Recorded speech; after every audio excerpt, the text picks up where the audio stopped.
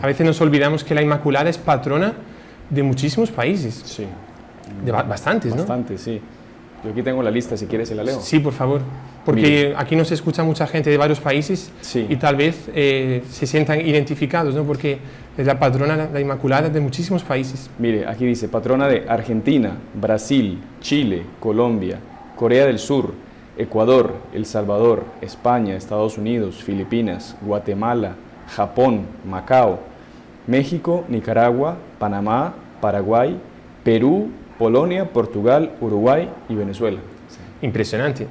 Yo creo que no existe ninguna devoción que sea tan conocida y tan famosa como la Inmaculada para ser patrona de tantos y tantos países. Y realmente es un tema muy importante del cual vamos a hablar. Con la Virgen María y con el Niño Jesús todo es perfecto, porque así como el Niño Jesús fue concebido, se encarnó un 25 de marzo y 9 meses después, justamente 9 meses después, va a ser la fiesta de Navidad, su nacimiento, 25 de marzo, si hacemos la cuenta, son 9 meses exactos, porque para Dios era todo perfecto y el periodo de gestación del Niño Jesús son 9 meses exactos.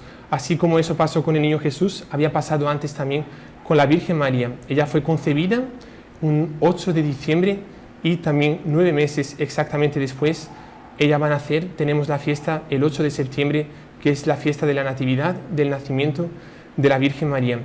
Una fiesta que probablemente todos más o menos entendemos lo que es, pero que sí es importante realmente que hablemos sobre ella y entendamos qué significa exactamente Inmaculada Concepción. Y para eso vamos a comenzar entonces nuestra clase con una Ave María pidiendo la intercesión de la Virgen María de la Inmaculada. En el nombre del Padre, y del Hijo, y del Espíritu Santo. Amén. Pidiendo a la Virgen María que se haga presente en este día, en esta charla, que ella nos dirija, nos ilumine, para que así podamos aprender muchísimo más sobre ese privilegio extraordinario que es el de la Inmaculada Concepción. Dios te salve María, llena eres de gracia, el Señor es contigo, bendita tú eres entre todas las mujeres, y bendito es el fruto de tu vientre, Jesús. Santa María, Madre de Dios, ruega por nosotros pecadores, ahora y en la hora de nuestra muerte. Amén. Nuestra Señora de Fátima, ruega por nosotros. San José, ruega por nosotros. Ave María Purísima, sin pecado concebida. El Señor esté con ustedes. Y con tu espíritu. Y la bendición de Dios Todopoderoso, Padre, Hijo y Espíritu Santo, descienda sobre ustedes y permanezca para siempre. Amén. Amén. Ave María Purísima, sin pecado concebida. ¿Cuántas veces nos vamos a confesar y decimos eso para el sacerdote? Ave María Purísima, sin pecado concebida. Me acuerdo también que visitando Carmelos, las carmelitas, sobre todo las carmelitas de clausura, siempre que se entra en contacto con ellas, la primera frase que se dice es Ave María Purísima, sin pecado concebida. Así como entre los heraldos se dice Salve María, entre ellas se dice Ave María Purísima, sin pecado concebida. Y el tema de hoy es la Inmaculada. Vamos a ver entonces qué es exactamente ese privilegio extraordinario que la Virgen tiene de la Inmaculada Concepción. Vamos a la pantalla aquí, a leer. Vemos aquí una imagen de la Inmaculada y el tema de hoy, que es la Inmaculada Concepción. Y a seguir, ustedes van a ver aquí algo diferente. Presten atención a esta imagen. Esta imagen, como pueden ver, es porque hubo, esta foto aquí, hubo un incendio bastante arrasador que quemó todo lo que había en torno. Entre tanto, esto aquí es una noticia, o sea, una noticia que circuló en la época, en 2015, si no recuerdo mal, en España, no sé bien si era un campo apenas o tal vez un cementerio, y hubo un incendio. Y para asombro de todos, miren lo que pasó en ese incendio. Todo se quemó y entre tanto, esa imagen que está en el centro, las llamas ni la tocaron, y no solo no la tocaron, sino a las flores que estaban adornando y embellezando esa imagen de la Virgen María, ni siquiera las flores que estaban a su lado fueron tocadas por las llamas de ese incendio. Esta imagen ilustra bien justamente lo que nosotros vamos a tratar en este día sobre la Inmaculada Concepción.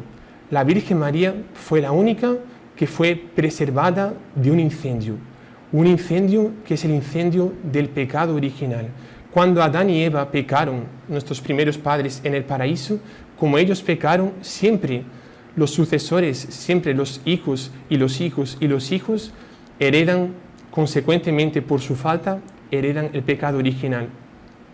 Entre tanto, una criatura fue exenta, fue excepcionalmente liberada de ese pecado original. Es la Virgen María. Las llamas todas envolvieron el mundo entero.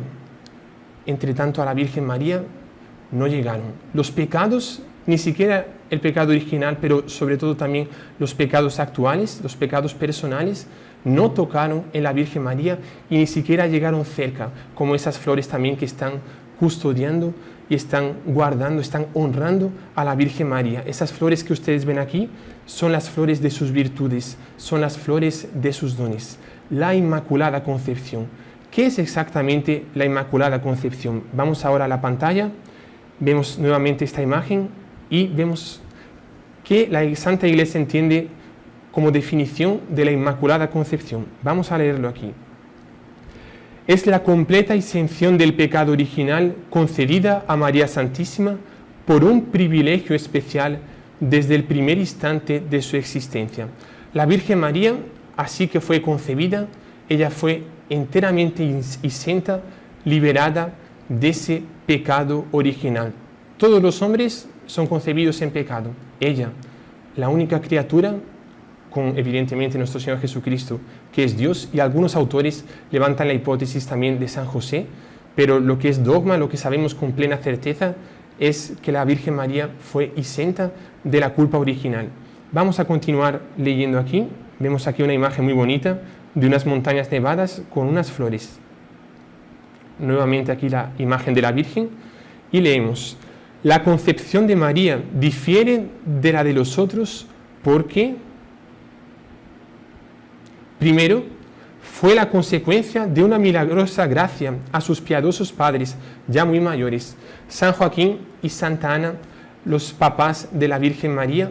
Ellos no podían tener hijos y ya estaban avanzados en edad, ya eran muy mayores y recibieron una revelación, una promesa de que de ellos nacería una criatura, una niña, que sería tal vez la madre del Mesías, como realmente lo fue. Y difiere de la de los otros justamente también porque es consecuencia de esa milagrosa gracia que Dios le dio a San Joaquín y Santa Ana. Y también difiere porque fue perfectamente pura y santa. La Inmaculada Concepción de la Virgen es la única, salvando también nuestro Señor Jesucristo y tal vez San José, fue la única que es perfectamente pura y perfectamente santa. Continuamos leyendo. ¿Por qué se dice que la Inmaculada Concepción es un privilegio único? Porque solo la bienaventurada Virgen María fue preservada de este pecado y concebida en santidad perfecta. Es justamente lo que veíamos antes. La Virgen María fue exenta de ese pecado, tanto el pecado original cuanto los pecados actuales. Vemos aquí otra imagen. Ahora nieve. La nieve es un símbolo justamente de la pureza. La nieve, esa candura, ese blanco de la nieve iluminada por el sol, es el símbolo de una alma que no está manchada por sus pecados. Cuando vemos esa suciedad del mundo, a veces con barro, con las manchas, es la imagen de los pecados. Entre tanto, ese campo inmenso de nieve iluminada por el sol es el símbolo especialmente de la Virgen María, que no tiene ninguna mancha. Inmaculada, inmaculada. Mácula en latín, como solemos decir, ya varios están sabiendo ya latín, y dentro de poco lanzaremos un curso sobre latín. Mácula en latín significa mancha. In significa no. Por tanto, inmaculada significa que no tiene mancha. No tiene mancha de ningún pecado, ni siquiera el pecado original y tampoco los pecados actuales. Leemos aquí. ¿En qué grado María recibió la gracia de su purísima concepción? ¿En qué grado? San Sofronio. San Sofronio nos dice que al resto de los hombres la gracia fue dada en mayor o en menor grado. A María, la gracia ya en su concepción fue dada de una forma sin límites, no tiene límites, es casi que infinita. No se puede decir que sea infinita porque solo Dios es infinito, pero casi es infinita. Así como los hombres cuando son concebidos y cuando reciben el bautismo, reciben una gracia limitada, en la Virgen María es prácticamente infinita. Y por eso que leemos aquí también San Alfonso María de Ligorio. San Alfonso María de Ligorio, uno de los más devotos de la Virgen María, uno de los que tuvieron realmente verdadero encanto por la devoción a la Virgen María, San Alfonso María de Ligorio va a decir una cosa impresionante. Prepárense, espero que estén sentados, porque es impresionante. No sé cuántas personas están acompañándonos aquí y si están, o está todo un poco triste. Padre, aquí. Mire, no, hay tenemos, según mi reporte acá, 335 personas. Vale. No sé cuántas durmiendo. No, ¿Cuántas durmiendo? Ninguna durmiendo. Esto aquí no me da las estadísticas. Bueno, si están durmiendo van a despertarse aquí, porque lo que San Alfonso María de Ligorio dice es impresionante. Él dice que en el momento en que la Santísima Virgen María fue concebida, por tanto un 8 de diciembre, en que prácticamente era microscópicamente ella, una célula prácticamente, en ese momento que fue concebida, la Virgen María tenía más gracia que todos los ángeles juntos, todos los santos que están en el cielo y también todos los santos que están en la tierra. Si juntamos todas las gracias de los ángeles, si sumamos también todas las gracias de todos los hombres que existieron, que existen y que existirán hasta el final del mundo, todas esas gracias reunidas no son nada comparado con la gracia que la Virgen María tenía en el momento de su Inmaculada Concepción. Imagínense cuánta gracia, y no era estática, la gracia no era estática, ella siempre crecía y a cada segundo, a cada instante, siempre más, siempre más, siempre más. Por eso que San Gabriel le va a decir que es llena de gracia. Prácticamente no cabía, tenía que aumentar su naturaleza más a cada instante para que cupiese más gracia y más gracia. Comparaciones. Aquí leemos que San Buenaventura, él va a comparar el océano con las aguas y María con las gracias. Él va a decir que así como en el océano están reunidas todas las aguas, así también en María están reunidas todas las gracias. Y por eso la Virgen María es llamada medianera de todas las gracias, porque todas las gracias, y eso nosotros lo sabemos también por la teología, que todas las gracias que nosotros recibimos, todas las gracias pasan siempre por la Virgen María. Cristo es la cabeza del cuerpo místico, nosotros somos sus miembros. La Virgen María, dicen los teólogos, que es más o menos como si fuese el cuello, así como sería una monstruosidad una persona caminar la cabeza, no haber cuello, un espacio en blanco así, y después tener el cuerpo, así también es una monstruosidad pensar que hay gracias que no nos vienen a través de la Virgen María. La Virgen María, cualquier gracia, si nosotros pedimos una gracia a Santa Rita, a San Antonio, a Santa Filomena, a Santa Catalina, esa gracia que le pedimos a ese santo o a esa santa, necesariamente va a tener que pasar primero por la Virgen María, porque ella tiene en sí todas las gracias y es tesorera y dispensadora de todas las gracias. Una pregunta, Padre, pero todavía no es un dogma ese de la mediación universal de Nuestra Señora, ¿no? La mediación universal no es dogma, se quiso aprobar como dogma en la época que fue aprobado el dogma de la Asunción por Pío XII. Varios teólogos quisieron realmente pidieron al Papa en la época que se proclamase ese dogma, pero todavía no es dogma, ni la medianera, ni tampoco la corredención de Nuestra Señora. Entre tanto, no por ser dogma, por no ser dogma aún, no significa que no sea verdad. Al contrario, hay muchos teólogos en la Iglesia que lo defienden, ¿no? Vamos a ver después que el dogma de la Inmaculada Concepción va a ser proclamado el 8 de diciembre de 1854. Entonces, durante 18 siglos se creyó en la Inmaculada Concepción y no era dogma. Pero lo que quiere decir dogma es que los católicos están obligados a creer. Claro, Exacto. puede ser que la piedad popular diga que María es medianera de todas las gracias, pero digamos, como no es un dogma declarado, claro, no se puede afirmar y obligar a todos los cristianos a creer. Está claro. Exactamente, bien preguntado. Bueno, aquí vemos una foto de ese océano que significa las gracias que hay en María.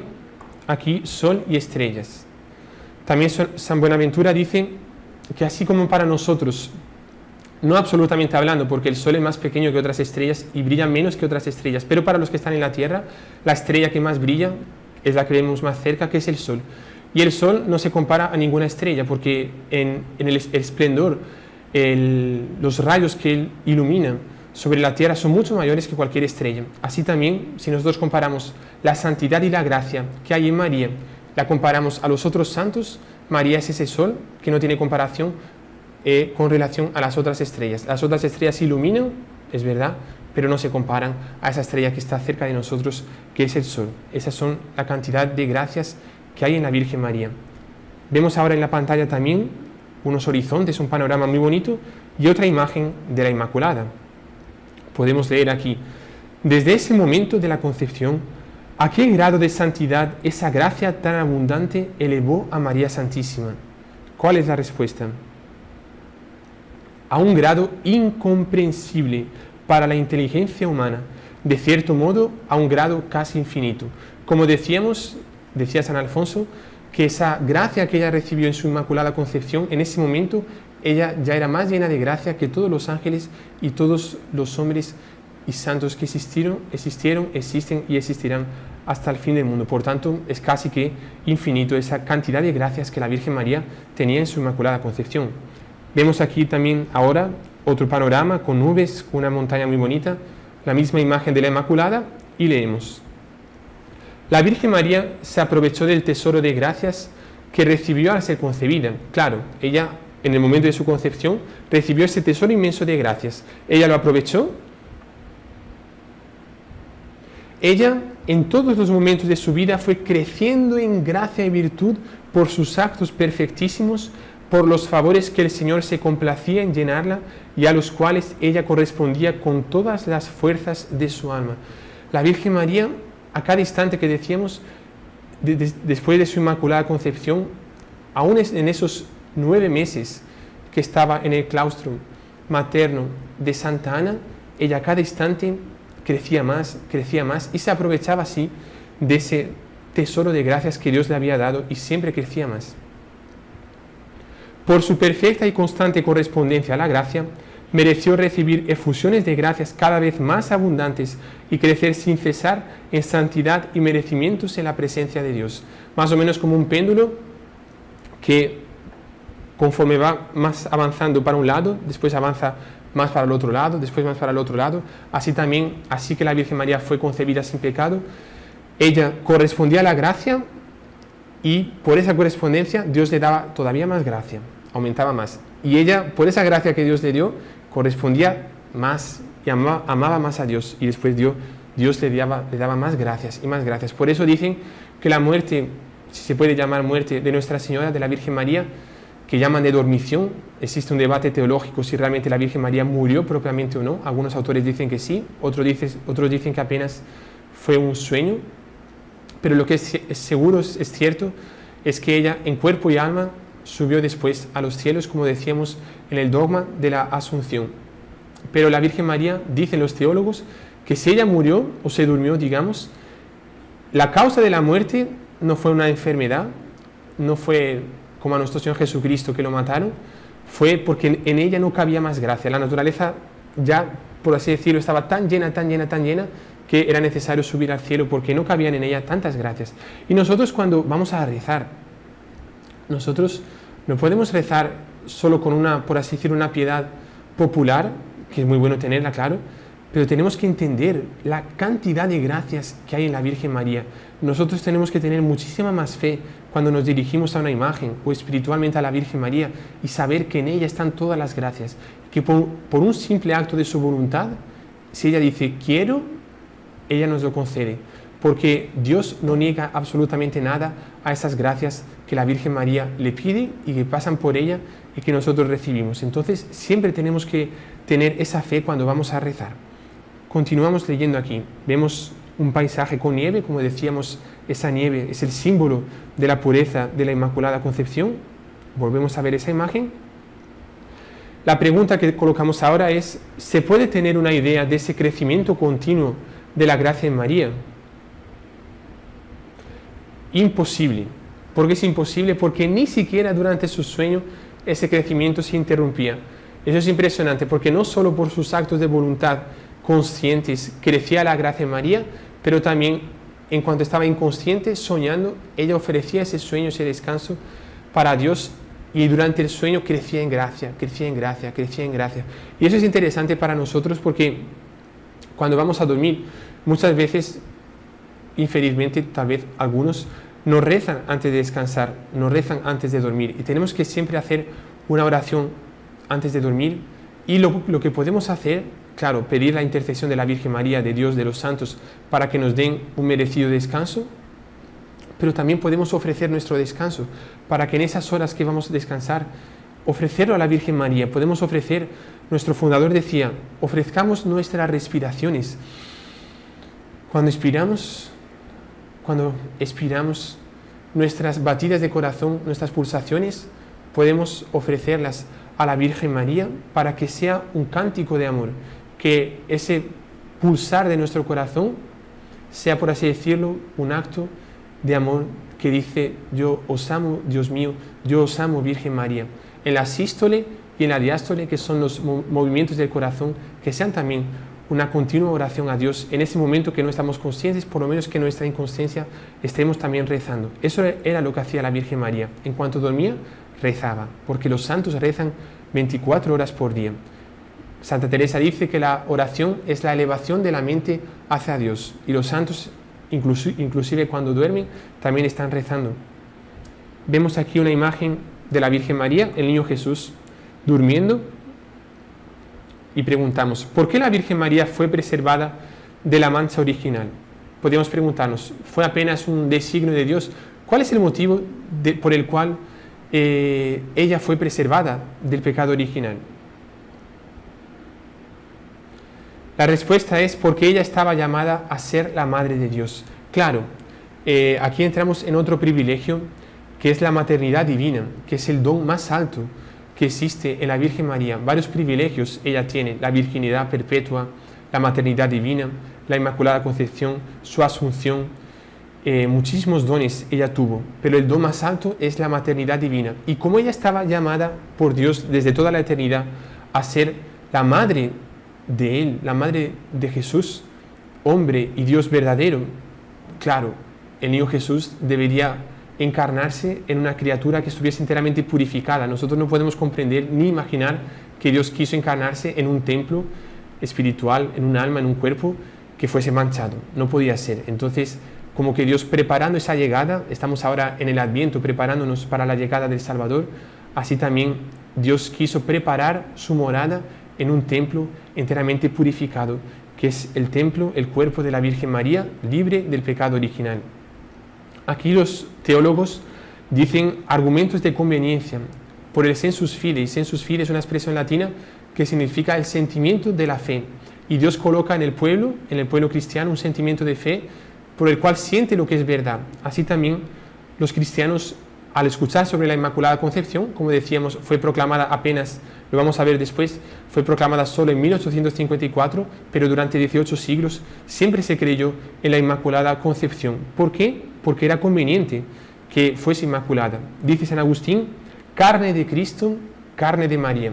Claro, eso es muy bonito, porque la carne de Cristo, diferentemente de todos los otros seres humanos, en los hijos nosotros tenemos una parte, heredamos, por así decirlo, 50% de nuestro padre y 50% de nuestra madre.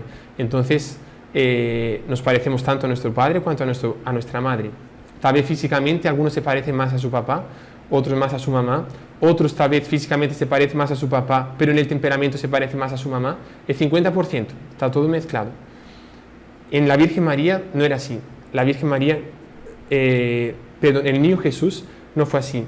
La Virgen María fue apenas su madre natural, y no tuvo un padre natural, tuvo un padre eterno en cuanto a Dios, que lo engendró, que lo generó, pero en cuanto a naturaleza no tenía un padre natural. Entonces el 100% de la carne de Cristo era de María, y no era posible que ese 100% de su carne no estuviese justamente santificado. Tenía que ser necesario que la carne de María fuese santa y enteramente pura para que la carne de Cristo fuese también enteramente pura.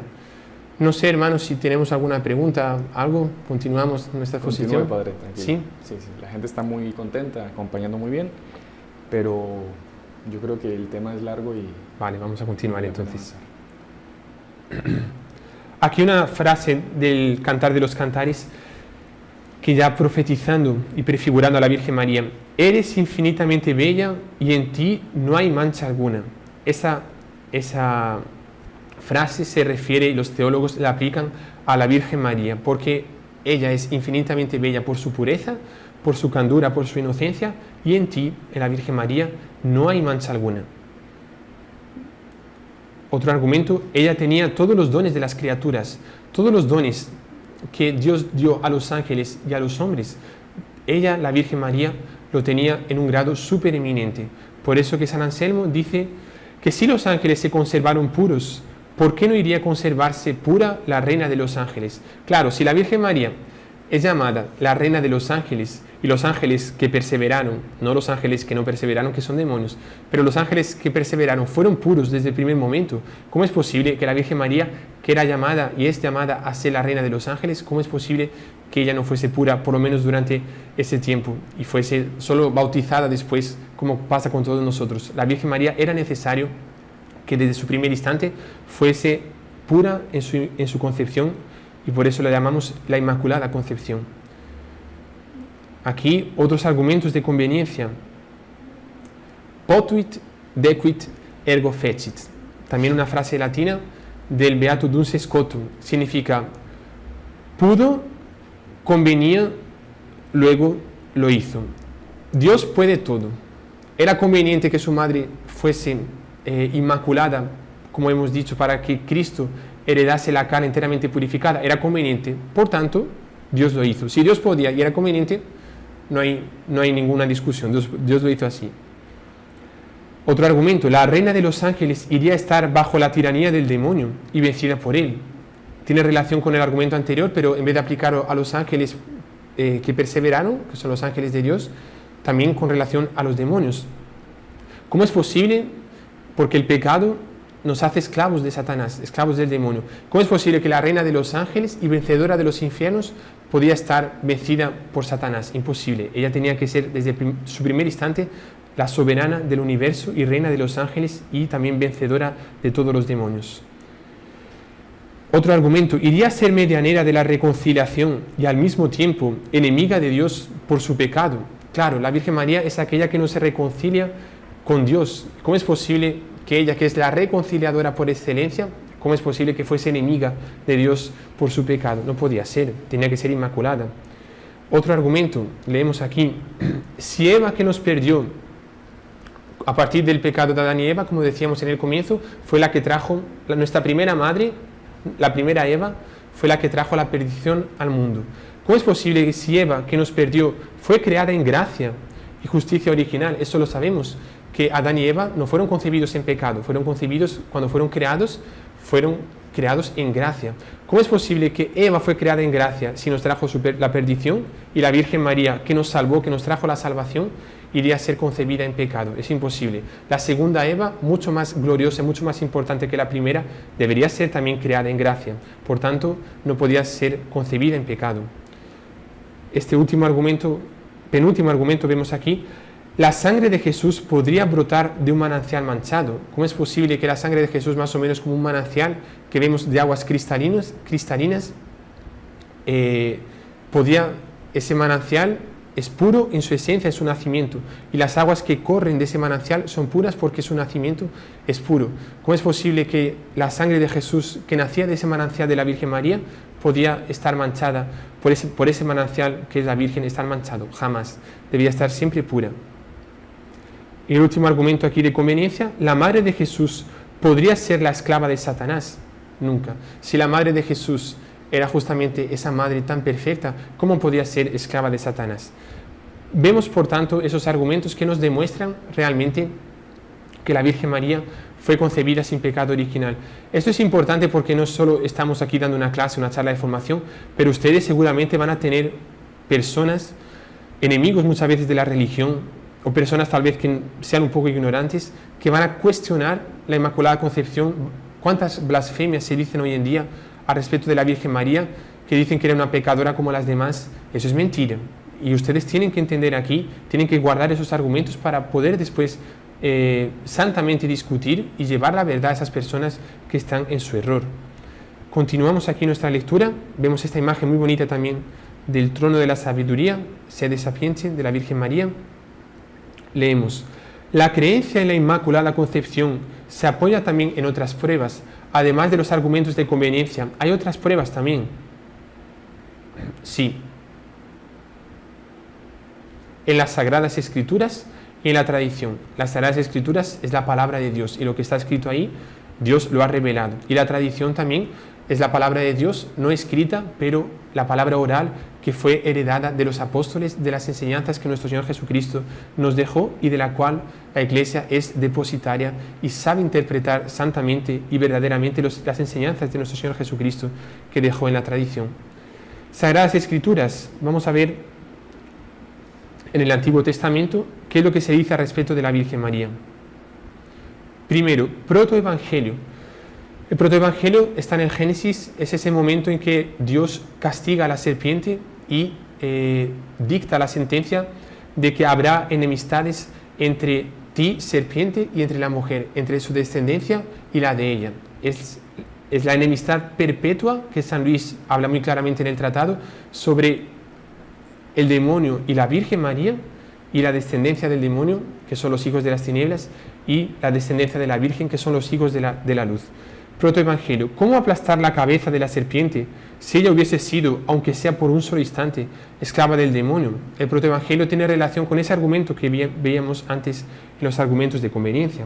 El arca de Noé. También el arca de Noé es un símbolo de esa pureza de la Inmaculada Concepción, porque así como Dios mandó el diluvio que castigó al mundo entero y apenas los que estaban en esa arca fueron preservados y liberados del diluvio, del castigo del diluvio, también la Virgen María es esa arca de Noé que se salvó de esas aguas del diluvio, del pecado que era para toda la humanidad. La Virgen María supo salvarse, claro, no por ella, digamos, fue un don que Dios le dio, que la preservó de ese castigo también del pecado.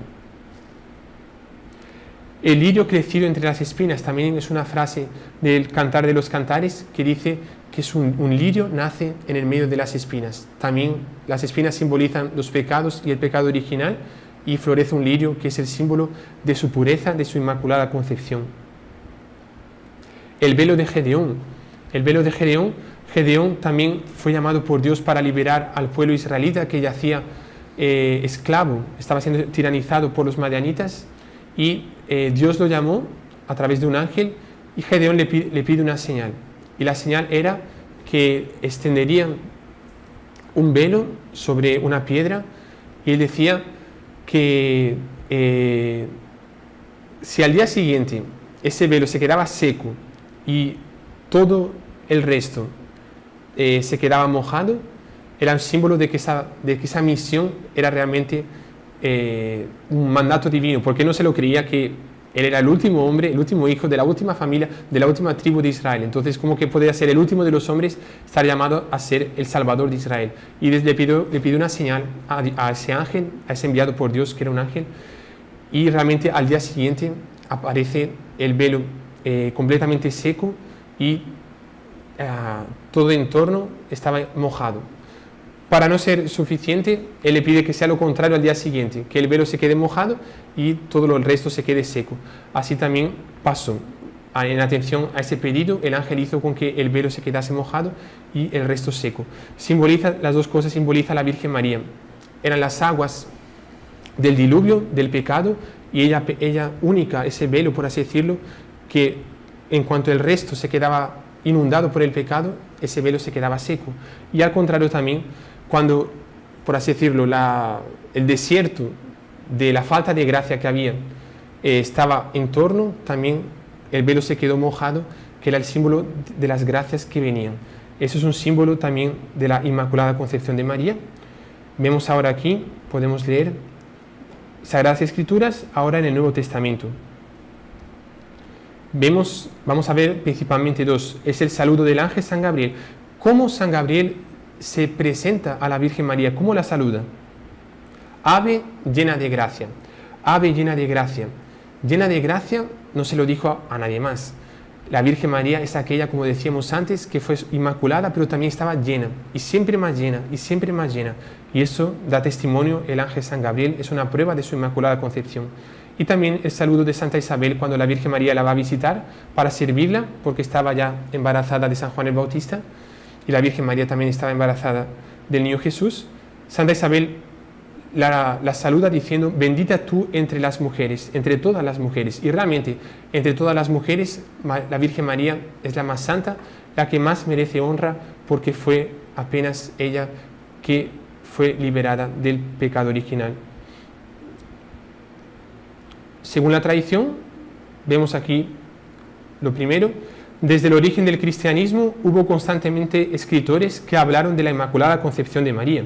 Como decíamos, fue proclamado después, pero siempre hubo escritores que sentían en su interior, sentían por revelación tal vez divina, que la Virgen María era concebida sin pecado original. Los santos padres lo supusieron claramente. Los santos padres, ese periodo primero, entre el siglo I, siglo V, VI, algunos dan hasta el siglo VII, que esos santos padres que nos trajeron esa tradición, la mayoría de los santos padres va a hablar de la Inmaculada Concepción como una cosa cierta. Tercero, la Iglesia romana consideró como incontestable esta doctrina. Y cuarto, también en las oraciones públicas y particulares, ese llamado en la Iglesia lex orandi, lex credendi, o sea, la ley de la oración es la ley también de la creencia, de la fe. Y cuando Dios coloca en nuestros sentimientos esa ley de la oración, mucha gente comenzó a rezar a la Virgen María en esos 18 siglos, como ella siendo concebida sin pecado original. Por tanto, también es una prueba de su Inmaculada Concepción. Vamos ahora aquí, vemos el Vaticano, una imagen de la Virgen, y preguntamos: ¿en qué ocasión el episcopado católico exprimió su deseo de ver definida dogmáticamente la Inmaculada Concepción de María? La respuesta es por ocasión de la encíclica Ubi Primum, el día 2 de febrero de 1849, estando Pío IX en Gaeta. Esto aquí no es el dogma de la Inmaculada Concepción. Esto aquí, cuando Pío IX estaba en Gaeta, creo que estaba exilado por, no sé si fue algún emperador o algún rey que lo exiló. Estaba exilado en ese lugar, y él mandó una carta a 750 obispos preguntando qué les parecía si era el caso de proclamar un dogma sobre la Inmaculada Concepción. De esos 750 llega más o menos unas 600 cartas. Las otras, claro, en la época no había email, no había teléfono, no había WhatsApp, no había esas facilidades del mundo de hoy. Tal vez muchas cartas se perdieron en el medio del camino, pero de los 750, 600 personas, 600 obispos van a responder positivamente, afirmativamente, que querían y sentían que el pueblo de sus diócesis quería que fuese proclamado el dogma. Creo que apenas unos 4 o 5 obispos prefirieron esperar. Ante la inmensa mayoría, el Papa, después de algunos años, se va a lanzar a proclamar el dogma de la Inmaculada Concepción. Y la Inmaculada Concepción, preguntamos aquí, ¿es una verdad de fe? Como decíamos antes con el hermano Sebastián, es una verdad de fe, por tanto, que estamos obligados a creer los cristianos, los católicos. La respuesta a esa pregunta es sí, proclamada por el mismo Papa, por el Beato Pío IX, en el día 8 de diciembre de 1854, mediante la bula Ineffabilis Deus. Y parece que fue un día realmente extraordinario. Había reunidas, creo que unas 50.000 personas en la plaza de San Pedro, en el Vaticano, y fue una apoteosis, digamos, de alegría, aplausos. Esa alegría se extendió también por toda Europa y por todo el mundo cristiano, porque era una inmensa alegría ver proclamada oficialmente esa creencia que todos ya sabían que era verdad, pero que realmente el Papa afirmó como una cosa que debería creerse enteramente. Hermano, ¿tenemos alguna pregunta, alguna cosa? ¿Continuamos? De momento no, padre. Si quiere tome su agua tranquilo. No, creo que el rey que había desterrado al Papa era Vittorio Emanuele, que había hecho la unificación de Italia, y porque la Virgen del Buen Suceso, ella había hecho esa profecía de que ese dogma iba a ser proclamado con el Papa estando en el destierro, una cosa así. Es lo que se me vino a la cabeza. No sé, me acordé. Interesante. Perdón la interrupción. Dale. Bueno, continuamos. Entonces, ¿cómo el mundo católico recibió el decreto del soberano pontífice?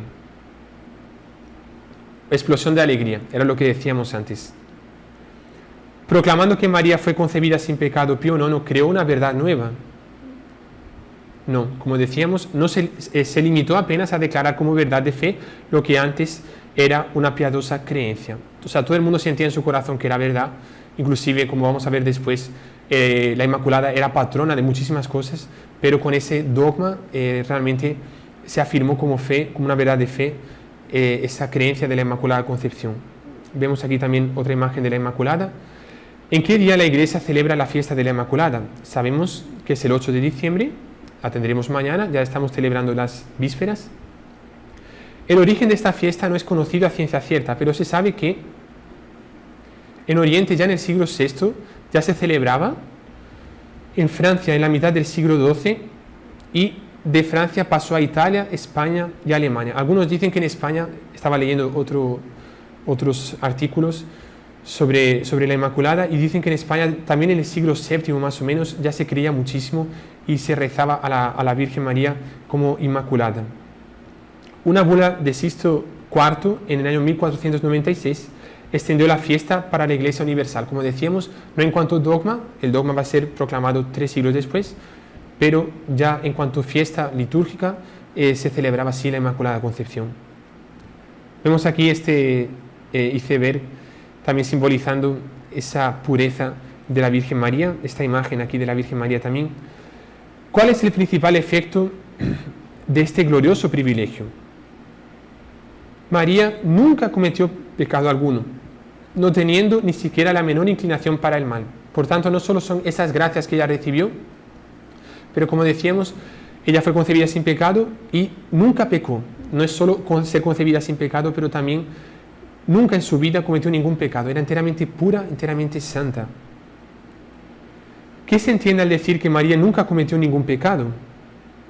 Que no solo fue preservada del pecado original, sino que también ella evitó durante toda la vida el menor pecado actual y nunca se vio en ella la más leve imperfección. Era perfecta, como decíamos. Eso es una afirmación de Trento, del Concilio de Trento.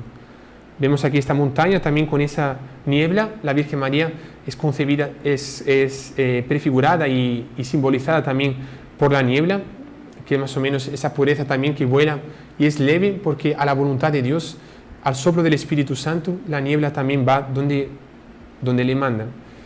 Vemos esta imagen de la Virgen, muy bonita también de la Inmaculada. La Virgen María tuvo tentaciones. La Virgen María tuvo tentaciones. Hermano Sebastián. Yo creo que sí. ¿Sí? Sí. Pero ¿será que tuvo tentaciones como nosotros tenemos? De la carne, de la concupiscencia. Pues yo, me mató, pero yo creo que si nuestro Señor fue tentado, ella al imitar todo lo que nuestro Señor pasó, pues me imagino que también habrá sido tentada. La respuesta está justamente aquí. ¿Está bien o no? Sí, está bien. Podemos decir que tentaciones de la concupiscencia propiamente no, porque la Virgen María, como no fue concebida con pecado original, por tanto no tenía las consecuencias del pecado original, ella no sentía en su carne una atracción para el pecado, por tanto esas tentaciones no las tuvo, pero sí, como está escrito aquí, no sentía esa atracción al pecado, pero seguramente de la parte del demonio sí. Como decía el hermano Sebastián, así como tenemos las tentaciones del demonio a nuestro Señor Jesucristo en esos 40 días del desierto, también con certeza el demonio la tentó, pero en todas esas batallas espirituales la Virgen María salió triunfante y derrotó definitivamente al demonio y triunfó de esas tentaciones que el demonio le colocaba. Entonces, de la parte del demonio sí tuvo tentaciones, como también fue tentado nuestro Señor Jesucristo. Vemos aquí otra imagen de la Inmaculada. ¿Cómo María fue preservada del pecado? Por los merecimientos de nuestro Señor Jesucristo. Hubo una discusión en la Edad Media, una discusión importante, que se decía, claro, para ser libre del pecado, tanto del pecado original cuanto de los pecados actuales, era necesario la redención, era necesaria la redención. Y la redención vino después. Entonces, ¿cómo es posible que la Virgen María, antes de la redención, por más que haya sido tal vez, digamos, 30 años después o lo que sea, o un poco más, 45 años, no sé, ¿cómo es posible que la Virgen María, antes de la redención, antes de Dios, nuestro Señor Jesucristo, comprar esas gracias que nos liberaba del pecado, cómo es posible que ella ya, antes de la redención, haya sido preservada del pecado original? Responde la teología que para todos los hombres la redención es libertadora. O sea, realmente con la redención Dios redimió y liberó a la humanidad entera. Pero para la Virgen María esa redención fue preventiva. O sea, como para Dios todo es presente, Dios cogió ese sacrificio que liberaba del pecado a toda la humanidad, Dios que lo veía todo en un plano solo, Dios colocó ese sacrificio. Quería ser después de la concepción de la Virgen María, 45 años después más o menos, y Dios cogió ese sacrificio de nuestro Señor Jesucristo, el mismo, por tanto, nuestro Señor Jesucristo en cuanto a Dios, y lo aplicó antes a la Virgen María, y ya antes, en vista de ese sacrificio, la Virgen María fue, en prevención, por tanto, de ese sacrificio, fue ya liberada del pecado original. Hermano, no sé si estamos muy teológicos en esta charla, me están acompañando la gente, me siento medio... No, la gente está acompañando. Hay algunas Sí. preguntas aquí, no sé si... ¿Quiere que respondamos? Sí, o- porque, o sea, yo creo que usted ya lo explicó un poco, pero me Sí. parece que puede fijar un poco más. Mire, Ujú. aquí dice, la señora Ana Hernández, ¿los dogmas marianos son en base a las Sagradas Escrituras o por la opinión iluminada del Espíritu Santo al Magisterio? Yo creo Sí. que... Entonces, para proclamar un dogma, toda la verdad revelada ya está dentro de la Sagrada Escritura, explícita o implícitamente. Eso significa que no significa que está claramente en la Sagrada Escritura, tal vez tampoco en la tradición, pero implícitamente está ahí. Todo lo que tenemos que creer en cuanto a dogma está ahí. Y cabe a la Iglesia saber interpretar esas frases, tal vez implícitas de la Sagrada Escritura, para proclamar después los dogmas. Entonces, por ejemplo, el dogma de la... Esa es otra pregunta que están haciendo, que ¿cuáles son los dogmas marianos que ya están, digamos, aprobados? Son 5, ¿no? Son, sí, 4 me parece. La Inmaculada Concepción, bueno, por orden cronológico sería la maternidad divina, que fue proclamado en Éfeso, si no recuerdo mal, en 425 me parece. Y después la virginidad perpetua, que fue en el siglo VI más o menos. La Inmaculada Concepción, que fue en 1854. La Asunción, que fue en 1950, me parece, 54, fue de Pío XII. María tuvo conciencia de los admirables privilegios que recibió en el momento de su concepción. Sí, ella gozó desde entonces del perfecto uso de la razón. Esto aquí es impresionante, porque en cuanto ella concebía microscópicamente células, ella misteriosamente ya tenía uso de la razón, y por ese uso de la razón correspondía con amor a las gracias que Dios le daba a cada instante. ¿Por qué? Bueno, está escrito aquí. Porque ella no podía ser menos favorecida que los ángeles y que nuestros primeros padres, que nunca conocieron el estado de infancia. Estado de infancia significa no tener una conciencia perfecta y absoluta para aceptar y querer la voluntad de Dios. Entonces, no es posible que si Adán y Eva no tuvieron ese estado prematuro, digamos, o sea, de infancia, de no saber corresponder a las gracias, y los ángeles tampoco lo tuvieron, entonces la reina de los ángeles y la reina de la humanidad tenía que ser superior a los ángeles y superior también a Adán y Eva. Entonces, desde su primer instante, ella tenía uso de la razón. Eso es impresionante, ¿no, hermano? Sí, sí, sí.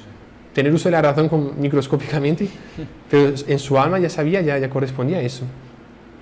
Segundo, para que pudiese corresponder a la gracia y así aumentar todavía más la gloria exterior de Dios. En Dios existe una gloria intrínseca, interior, que es dada por Él mismo, y la gloria exterior, que es dada por los santos. Y también a cada instante la Virgen María aumentaba cada vez más esa gloria exterior de Dios. Aquí vemos ese lugar precioso que es el santuario de Lourdes, donde fueron las apariciones de Lourdes, y realmente es un lugar mariano por excelencia. ¿Por qué lo hemos colocado? Vemos aquí la imagen, el manantial, y decimos aquí: se puede decir que este bello privilegio es más querido por María que todos los otros. Además de esos dogmas, digamos, esos otros dones que la Virgen María, un montón de dones. ¿Cuál era el preferido de la Virgen María, por así decirlo? ¿Cuál era el que más le gustaba? ¿Se puede decir que fue la Inmaculada Concepción? Sí, porque fue el que la preservó del pecado. Y si algo la Virgen María quería, era no ofender a Dios. Ella quería siempre estar en la gracia y siempre estar dando gloria a Dios, y saber que en ella existía un don que la preservaba del pecado y hacía con que nunca pudiese pecar. Era su don preferido, su privilegio preferido, más inclusive, dicen los teólogos, por más que sea más importante la maternidad divina, porque ser llamado a ser madre de Dios es más que ser inmaculada, pero a ella le gustaba más ser inmaculada porque ella no podía permitirse que cometiese algún pecado. Claro, si nosotros pensamos que por absurdo podría parecer y podría pasar, por absurdo, pero en fin, que la Virgen María, Madre de Dios, fuese pecadora. Imagínense, Madre de Dios, pero sin la gracia de la Inmaculada Concepción. Es imposible pensar eso, pero podría pasar en una hipótesis loca, digamos, pero podría pasar. ¿Y qué sería más ahí? ¿La maternidad divina, ser llamada a ser madre de Dios, pero con pecado? ¿O el hecho de ser Inmaculada Concepción? Imagínese, por absurdo también, por más que fuese madre de Dios, pero si estuviese en pecado podría condenarse. Pero la Inmaculada Concepción le hacía a ella ser pura y dar siempre esa gloria a Dios. Y por eso que ella en Lourdes, cuando aparece, y podemos leer en esa imagen de la izquierda inclusive, está escrito que Soy era la Inmaculada Concepción. Como era lo que a ella más le gustaba, ella se autodenomina la Inmaculada Concepción. Recordemos que las apariciones de Lourdes fueron en 1858, fueron 4 años después justamente de la Inmaculada Concepción. Y por más que 4 años es bastante, por un lado, pero no existían los medios de comunicación hoy en día. Y para Santa Bernadette, ella no entendía lo que era la Inmaculada Concepción en un primer momento, pero la Virgen María se presenta a ella diciendo que es la Inmaculada Concepción. Y cuando Santa Bernadette le dice a los obispos que estaban cuidando de las apariciones, le dice que la Virgen María se aparece como la Inmaculada Concepción, ellos se quedan impresionados porque era realmente lo que se decía en la época y acababa de ser proclamado el dogma de la Inmaculada Concepción. Y ella se autodenomina la Inmaculada Concepción, porque era lo que más a ella le gustaba. ¿Qué nos enseña este acto de Dios con relación a María? Nos enseña cuánto el pecado desagrada a Dios y cuántas precauciones debemos tomar para no cometer ningún pecado. Claro, vemos cuánto ella era su don preferido, así también nosotros no somos concebidos sin pecado original, evidentemente, pero nosotros tenemos que tomar muchísimo cuidado para nunca ofender a Dios, como la Virgen María también nunca ofendió a Dios. Aquí leemos, el niño de la corbata blanca.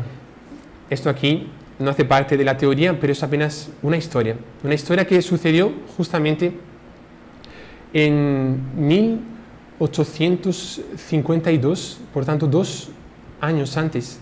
Perdón, ese niño nació en 1852, por tanto 2 años antes de la Inmaculada Concepción.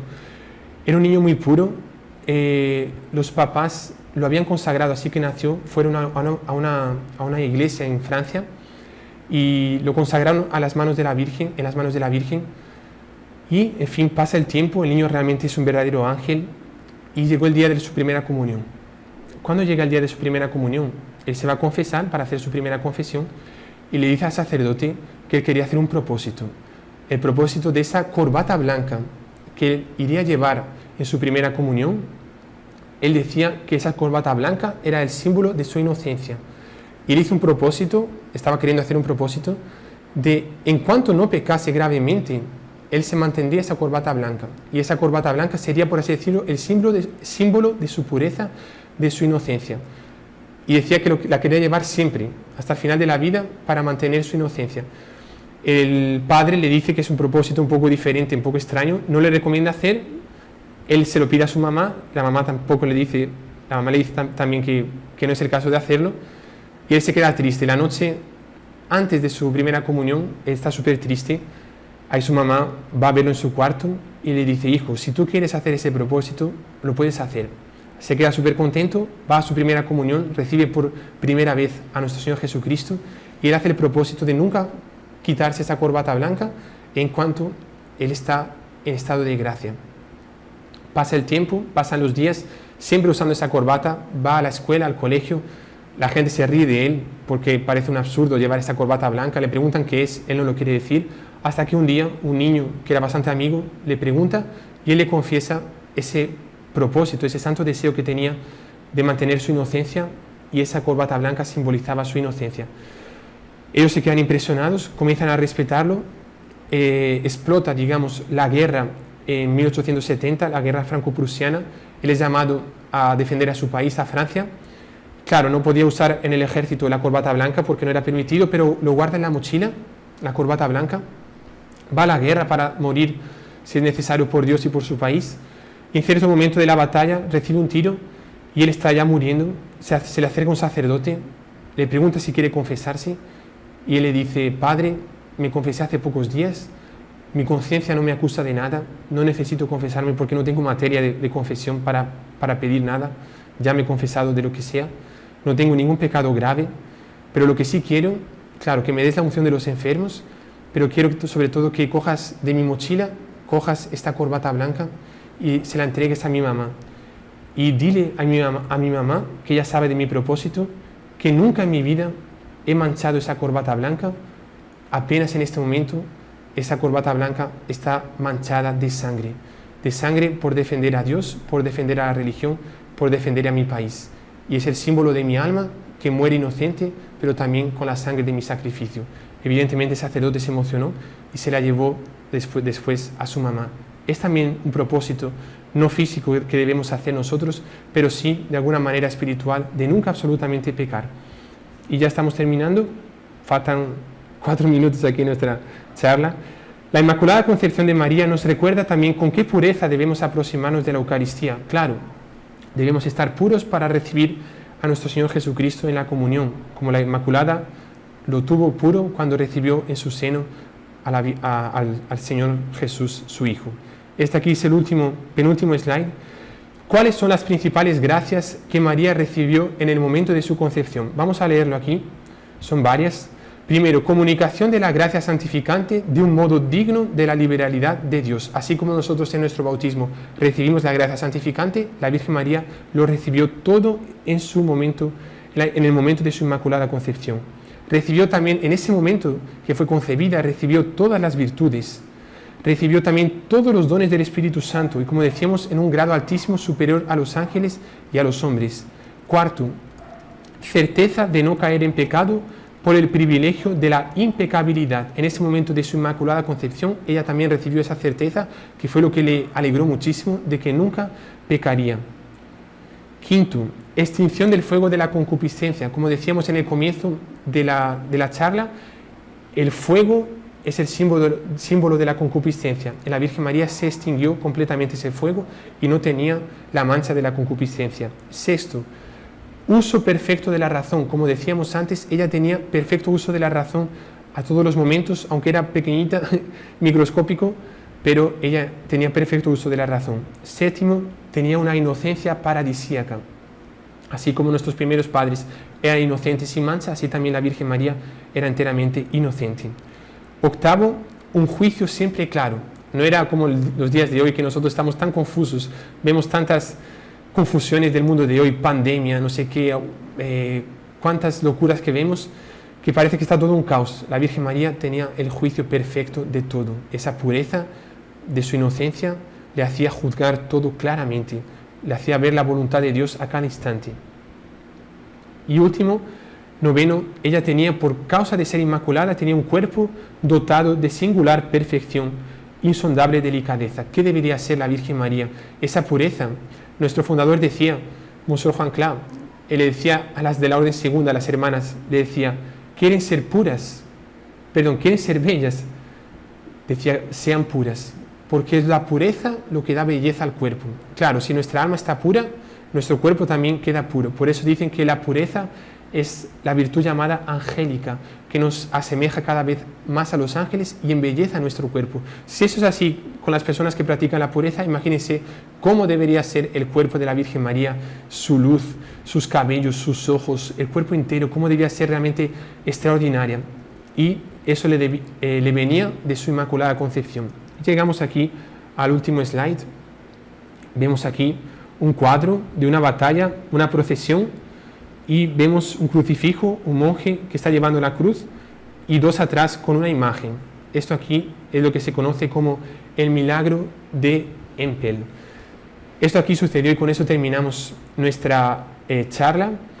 Sucedió en 1585, si no recuerdo, sí, 1585. Sucedió con los tercios de España, la unidad militar que fue victoriosa. Marcó la historia tanto de España cuanto de Europa, porque prácticamente no perdió una batalla. Creo que pasaron 100 años sin perder una batalla, y ellos habían conquistado una ciudad muy, muy importante en Flandes llamada Amperes, y después tuvieron una batalla terrible. Estaban cercados por el enemigo, era diciembre, frío, estaban en una isla cercada por 2 lagos, y como sabemos los Países Bajos justamente porque algunos están por debajo del nivel del mar. Y fueron cercados por los holandeses, que estaban en guerra contra ellos, la guerra de religión, y los holandeses derrumbaron un dique y si ya estaba inundada por los ríos, también con ese dique se inundó completamente. Y el ejército español, los tercios, se quedaron en una franja de apenas 30 metros de ancho y 8 kilómetros de largo. Era largo, pero era estrechísima, y estaban ahí cercados. Al día siguiente, era por la noche, al día siguiente irían a recibir el ataque fulminante de los enemigos, irían a morir todos.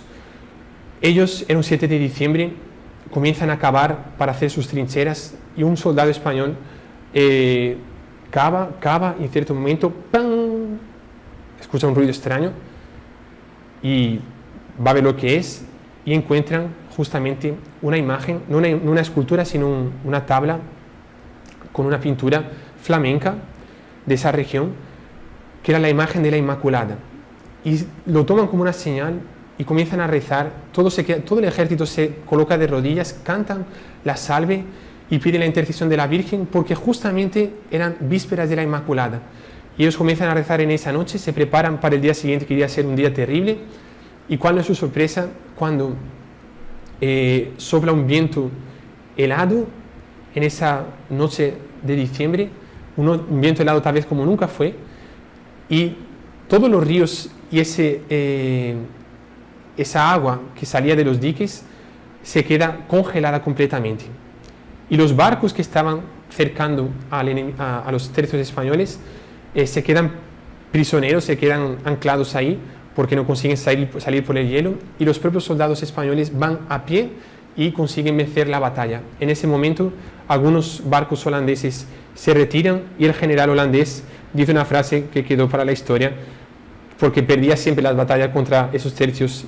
Cuando pensaba que era su primera batalla, se da cuenta de que pasa un verdadero milagro y no consiguen ganar la batalla. Y ese comandante holandés, Olaf, creo que se llamaba, dice: tal parece que Dios es español, porque realmente consiguieron una vez más vencer la batalla. Y en ese momento crece muchísimo la devoción a la Inmaculada, y la colocan como patrona de la infantería de España también. Y después se queda famosísima en España también la devoción de la Inmaculada Concepción. Terminamos aquí nuestra charla, justamente hacemos una relación con ese episodio, con esa guerra y con ese amor que tenemos a la Inmaculada Concepción. A veces los cristianos, hoy en día los católicos, nos vemos cercados por todos los lados. A veces vemos que tanto esas aguas del pecado, basta abrir internet, basta abrir, ver el mundo de hoy, cuántos pecados se cometen hoy en día. Estamos en riesgo, no de una batalla física, tal vez, pero una batalla espiritual, y en muchos lugares también una batalla física. No podemos desanimar. Tenemos que entender que la Virgen María está a nuestro lado, y así como aquellos soldados cavaron, encontraron una imagen de la Inmaculada que les dio la victoria y hizo ese milagro que soplase un viento tan frío que heló las aguas y hizo derrotar a los enemigos, así también la Virgen María, si nosotros tenemos fe, si nosotros le rezamos a la Inmaculada Concepción, con esa fe, cualquier problema, cualquier cerco, cualquier sitio, cualquier problema que nosotros estemos enfrentando, que nos rodee, si nosotros rezamos con fe, con certeza la Virgen María hará soplar esos vientos y nos hará entrar en los barcos de los enemigos y nos hará triunfar del demonio, que es nuestro principal enemigo, y nos dará la victoria. Recemos muchísimo a la Virgen, a la Inmaculada, y rezaremos especialmente también por todos ustedes. No sé si tenemos... Padre, tenemos 2 minutos solamente para agradecerle. Muy buena la charla, la gente está muy contenta, están pidiendo que haga más charlas teológicas, de Mariología, curso de latín, están pidiendo de todo. Padre Íñigo ahí nos apoya con eso. De verdad que muchas gracias, muy interesante la charla, muy buena. Entonces, en nombre de toda la gente que asistió, en nombre de los hermanos también que apoyamos, pues le agradecemos mucho. Recordamos a las personas que colaboren dando un like, suscribiéndose al canal y compartiendo. Esto es muy importante para que este apostolado pueda seguir llegando a más lugares, a más personas. Entonces, Padre, si quiere rezamos una Ave María para terminar y nos da la bendición a todos. Con muchísimo gusto. Vamos entonces a rezar una Ave María para terminar esta charla de formación. En el nombre del Padre, y del Hijo, y del Espíritu Santo. Amén. Dios te salve María, llena eres de gracia, el Señor es contigo, bendita tú eres entre todas las mujeres y bendito es el fruto de tu vientre Jesús. Santa María, Madre de Dios, ruega por nosotros pecadores, ahora y en la hora de nuestra muerte. Amén. Nuestra Señora de Fátima, ruega por nosotros. San José, Ruega por nosotros. Ave María Purísima, Sin pecado concebida. el Señor esté con ustedes, Y con tu espíritu. pidiendo a Dios por intercesión de la Inmaculada Virgen María en su concepción que mañana celebraremos, que especialmente nos dé la gracia de ser puros, de ser castos, de practicar siempre la voluntad de Dios y no contaminarnos jamás con las manchas de este mundo.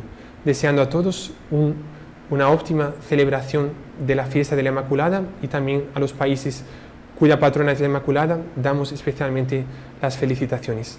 Y la bendición de Dios Todopoderoso, Padre, Hijo y Espíritu Santo, descienda sobre ustedes y permanezca para siempre. Amén. Amén. Salve Salve María. María.